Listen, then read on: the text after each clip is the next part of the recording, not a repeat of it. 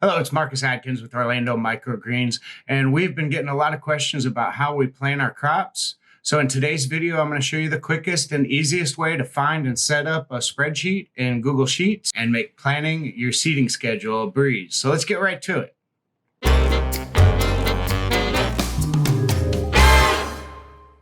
So I'm going to show you how we plan our crops using a quick, easy spreadsheet that I found on Johnny's Seeds.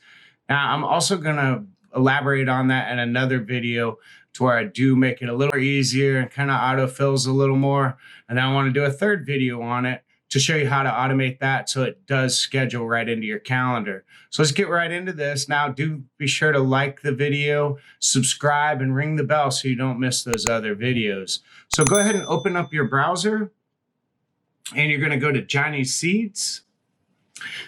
Now, when you get Johnny's Seeds open, you're going to go right over here on the top on the menu. It shows Growers Library. You're just going to click right into there. And over on the left side, it says Instructional Videos and then Planning Tools and Calculators. You're going to click on the Planning Tools and Calculators. Now, once you get in there, you're just going to scroll down just under Plant. And the third one is Target Harvest Date Calculator. You're going to click on that. And then you want to go ahead and go in and open up Google Sheets. Now, when you get that open, go ahead and hit the plus sign for a blank sheet.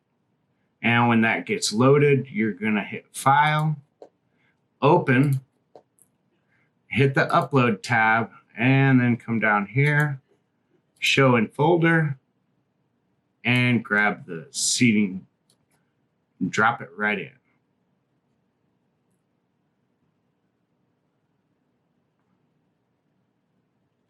So when that loads up, that's pretty simple. One of the first things you're going to want to do is go ahead and save a copy.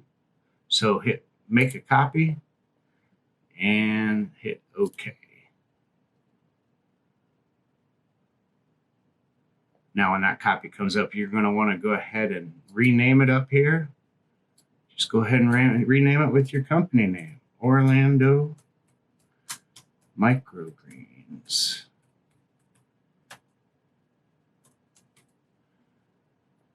Go.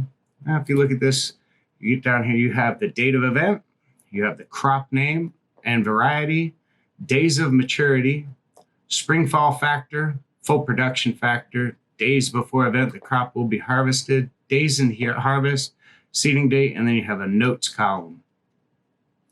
So the one you're going to use most is the days to maturity here. And I do add in the one more day before it'll be harvested. I don't use the other one. Some of you might have a use for them, but I take this spring fall one right here, and we are going to rename that column to soak.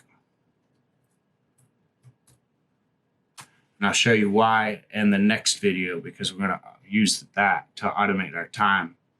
Now, don't forget to like and subscribe and ring the bell so you can see the other video on how I make this a little more automated and eventually show you how to make it automate straight to your calendar. Now, you're going to want to go in here and fill them all out. So I have my little cheat sheet here where I can just grab this row and copy it. Bring it back over here.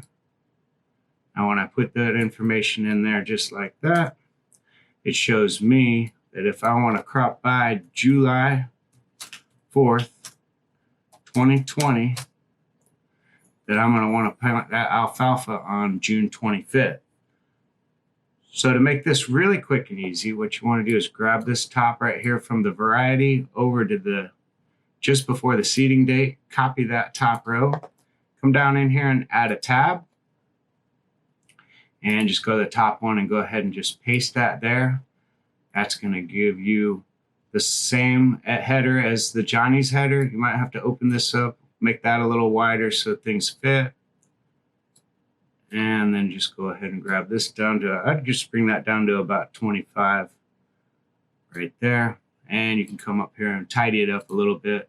And then you're going to want to enter all the varieties that you're growing, how long they take for it to grow in your environment, with 1 day to harvest it before the event. And as I showed you, I already have that in here. So I just take mine and highlight it. copy. And just put that in there.